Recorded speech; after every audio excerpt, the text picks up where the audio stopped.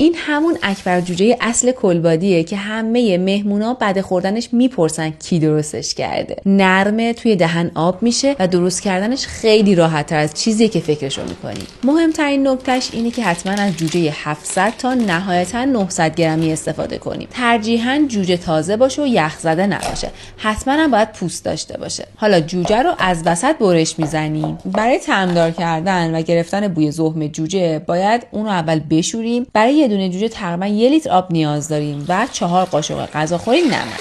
میتونیم 2 قاشق سرکه سفید هم اضافه کنیم. جوجه ها باید کامل داخل آب و نمک باشن و نمک هم قشنگ تو آب حلش کنیم. بعد یه سلفون میکشیم و داخل یخچال میذاریم تا 1 شب استراحت کنه. ببینید چقدر منسجم شدن و همه خونابش خارج شده. حالا جوجه ها رو کامل میشوریم و خشکشون میکنیم. اگر قابلمه خیلی بزرگ باشه میزان روغنی هم که استفاده میشه خیلی بیشتره، چون جوجه ها باید کاملا قوطه‌ور در روغن باشن. اول کار باید حرارت خیلی بالا باشه و در حد 2 دقیقه هر طرف مرغ رو یه سرخی میکنیم. اصلا نیاز نیستش که طلایی بشه، فقط میخوایم یه کوچولو روزنه ها بسته بشه و منسجم بشه. حالا حرارت رو کم کم میکنیم که جوشای خیلی ریز بزنه و کره رو اضافه میکنیم. من یکم کره محلی هم زدم که خب خوش طعم‌تر و خوش عطرترش میکنه. بعدم دمکنی رو میذاریم و اجازه میدیم 2 تا 3 ساعت با حرارت خیلی کم با کره و روغن این کاملا پخته بشه مرغ‌ها و نرم بشن.